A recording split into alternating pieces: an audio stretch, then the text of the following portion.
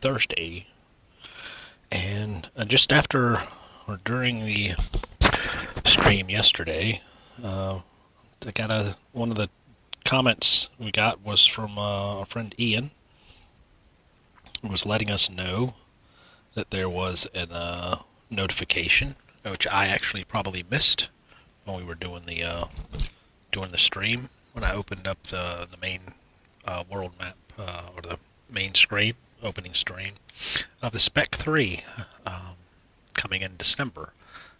Major update, the, Gran Turismo. So pretty big stuff. So for updates, hey Ian, there's the guy that was trying to tell me what was going on. So free update. Let's see if it shows it. Coming in December, I just said a lot of stuff. So this has been something that's gotten a lot of us a bit peeved, miffed, curious, frustrated, more or less, and that is Gran Turismo and what's coming to it and what hasn't come to it, and that is new race cars and new tracks, specifically real world tracks. And I can't show you the real text, but it's pretty much there. So excuse me for my coughing and whatnot. So yeah, the 296, one of the cars that's coming. There's so two tracks, Yas Marina, which is a Formula One track. They also do race GT cars there. Lots of races happen at Yas Marina, mostly endurance races and F1 races. So they do it all under the lights because it's really really hot there. So they got to do it during the evening. So they have had this. I've driven this track on Forza Motorsports, and it was a very enjoyable track. I like this track a lot. I'm really glad it's coming. The other is Circuit de Gilles Villeneuve, and that's a track there in Canada, just our northern neighbors here in America. So one that was teased for a long time, and everybody was expecting every update. You know, it was in a leak list, data mine list, and everybody's been wanting to come. So eventually, we are getting it in December. So yeah, the 12-hour what's it, the hand cook, I forget what it is, but yeah, or mobile 12 hours. I can't remember which one it is. So, and then the 296 GT3 Ferrari, and the Mitsubishi FTO, and another of the Gran Turismo F Series race cars. Would probably be the F4500, maybe. So I love. I really do like these cars. I don't say love these cars. I really do like that they add these, and they give them enough options. Like the last one, at the F3500, they gave them enough options to change the rear engine cover, the rear wing, and the front wing, enough to where you can make it look like any of the other late 80s F1 cars. So hopefully with this one, they'll do enough with some of the changes so that you can get different front wing nose cone options and rear wing options to make it look like several different manufacturers of the era. So that'll be cool. And then in the mines, R34 GTR. That's another GTR, but this is again very specific to the tuning company mines, and it will be pretty awesome. It's probably one of the best GTRs, tuner aftermarket companies. One of the best R34s ever made. They made a really good R33 too. So the big part here, I'm thinking, is the telemetry data logging feature that they're going to add. Yeah, They need to add some real ones. They did at one time have the Mercedes F1 car in sport, which didn't come over. That was one of the prizes you could get from the uh, Lewis Hamilton stuff. So uh, now the data logging and data telemetry is going to be a really interesting thing if it comes. I'm suspecting that it might not come to PlayStation 4, but I could be wrong. They might be able to squeeze it into the capabilities of the PlayStation 4. So this seems like a lot of data to try to extract. So, I mean, they don't have Sophie on PlayStation 4. Why? We don't really know. It's just AI. It's an additional AI. Maybe they can't get it in there for, performance. And they're going to they're going to up the cap for collector level. So most people who have had this game since launch are been at level 50 for a long time. It doesn't take a lot of time to get to level 50, but I have the majority of the cars. There's a couple of the Legends cars I don't have. I think 2 or 3 that are 20 million credit cars. There's a bunch of VGTs that I don't have. So I have some. There's some cars I don't have, but I think I would probably cap out on whatever the new cap is going to be. Car invitations. Now this is something that a lot of people are speculating. What does this really mean? Most people who are, again, have this game for a long time. There are exceptions, but most people already have all the cars. I have all the invitation cars. I don't need them again. You get them so you can get extra menus, and some of the cars aren't that good. And then there's cars that have been released since the games came out, like the Valkyrie, like the Bugatti, that have come out, and they're more expensive than cars that you have to get invitations for, like the Porsches. There's a Porsche, Aston, Bugatti, Ferrari. So there's quite a few of those. Lots of speculation, not a lot of information, except for these screenshots. Weekly challenges. Now, this is September, week 2. Now, we currently do have weekly challenges, and in the weekly challenge, you'll usually have a special race, and then 4 other races that are based off of the already available world events. So it looks like they're going to add more special missions or special races. Like there's a time trial, which we already have bi-weekly time trials. So again, maybe if they have to, there were some other things. And I'll go look at the text. I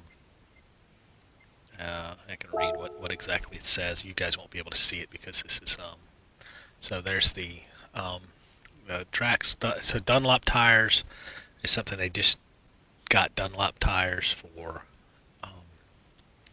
the Michelin partnership expired, so they're going to see a lot of branding with Dunlop now. And do different things with escapes, new events and circuit experience. So if they're adding new tracks, they're going to add new circuit experience, and they may add new things to circuit experiences. Improvements to online races. That's that's a big thing. What a lot of people also, and I've been one to complain. I could pretty much complain a lot about Gran Turismo. Is lobby sizes are a big thing. They're still at 16 for online lobbies. Some offline stuff can go 18 or 20 when you race against AI. But 16 cars is pretty bad, especially if you're trying to run a league. It's not a lot there for you to do. If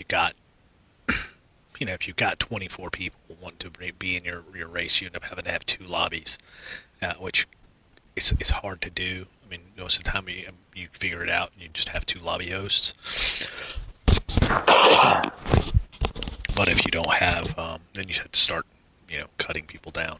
So people who would be running mid-pack and a higher driver class might just dominate the lower class. Some of the other drivers, it can become not very fun.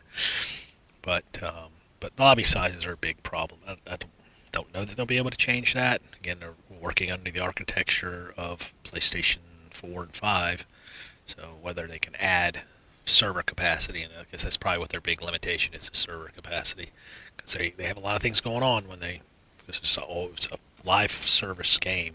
Their servers are constantly working, even when you're just doing nothing. Their servers are constantly serving the customer. So penalty system, um, like password protected server lobbies. Um, this game has come a long way since launch, but it has a lot of stuff that could be improved upon. So,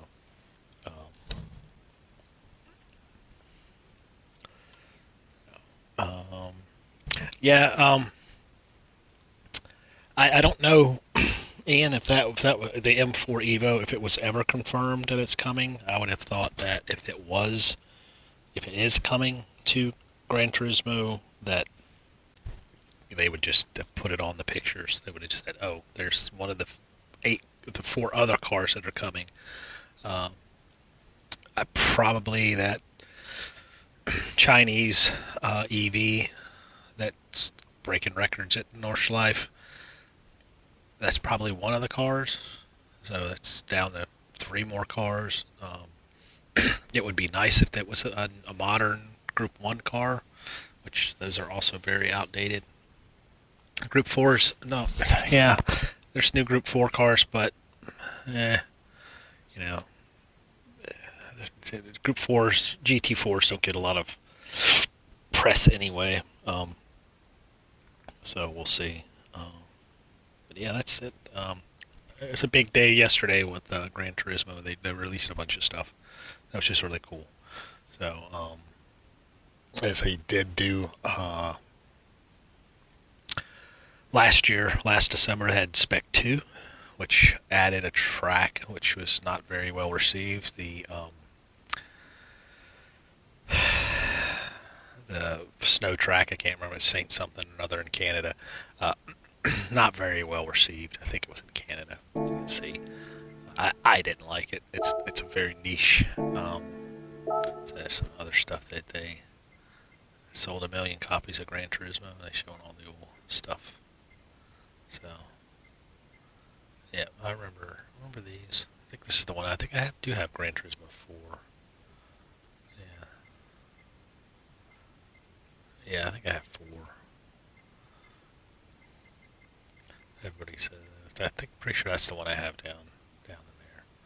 So, and I did rent these from GameFly, and I sent them back, and I didn't buy them. So anyway, did they drop the prize money? I had to drop the prize money.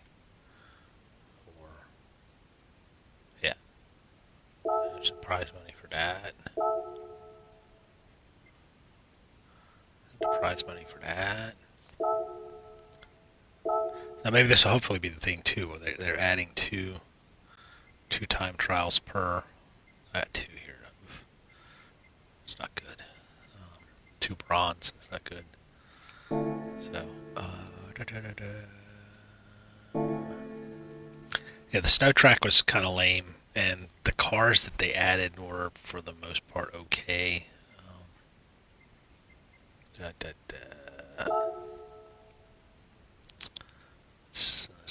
St. Louis. Yeah, Lake Louise. Yeah, that track just very niche, very not interesting. So yeah, but, so that's it. Sorry for all the coughing and throat clearing, but I appreciate everybody for tuning in and checking things out. I may or may not be doing some comms for some races. I'm not sure. But anyway, looking forward to Rennsport and Project Motor Racing, which are coming out in November, so not too far away. A little over a month, I think. So we'll see. We'll probably get one of those. Like I said, I'm thinking Project Motor Racing. We'll see. We'll see what we get. And I was a bit. I think I said an error. The Project Motor Racing does not have the Elantra TCR. That is in Rennsport. So maybe it is. Maybe it's in both games. They are going to have the GT4 Supra and Nissan Z in Project Motor Racing. So yeah. Anyway, but that's it. I don't have anything else really to discuss. I'm just gonna go ahead and sign off and let you guys have a great evening. Again, thanks for watching.